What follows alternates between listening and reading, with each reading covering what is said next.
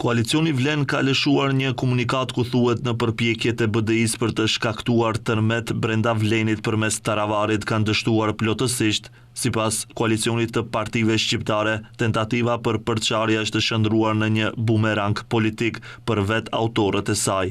Kjo dëshmon se Vlen nuk është një koalicion i rastësishëm, por një projekt serios politik me themel të fortë dhe me vizion të qartë për të ardhmen.